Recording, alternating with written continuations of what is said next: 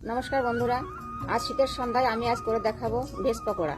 তো ভেজ পকোড়া শুরু করি। দেখো কি কি দিয়ে করছি। এর জন্য কিছু উপকরণ আমি কুচিয়ে রেখেছি। এখানে বাঁধাকপি, পেঁয়াজ, রসুন, আদা, কাঁচা লঙ্কা, আলু, গাজর এবং একটা লেবু হাফ নিয়েছি। এগুলোকে আমি কুচিয়ে রেখেছি। আর নিয়ে নিয়েছি ধনে পাতা, নিয়েছি সেদ্ধ করা আলু। এগুলোকে আমি একসঙ্গে ভালো করে মেখে নেব। এবার একটি গামলায় কুচিয়ে রাখা সবজিগুলো আমি সব নিয়ে নিচ্ছি। এগুলো একসঙ্গে সব মেখে নেব। এবার দিচ্ছি একটু লেবুর রস, এর সঙ্গে দিয়ে দিচ্ছি ধনে পাতা কুচি, আর দিচ্ছি সিদ্ধ করে রাখা আলু, স্বাদ মতো নুন আর স্বাদ মতো একটু চিনি দিয়ে দিচ্ছি। এবার এগুলোকে ভালো করে মেখে নেব। এর মধ্যে দিয়ে দেবো চালের গুঁড়ো, পরিমাণ মতো চালের গুঁড়ো দিয়ে আস্তে আস্তে এগুলোকে মেখে নেব।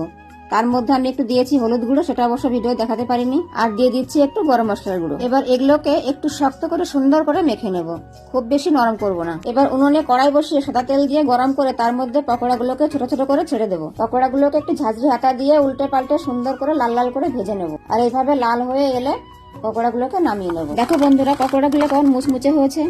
ঠিক এইভাবে সবগুলো পকোড়া আমি ভেজে নেব।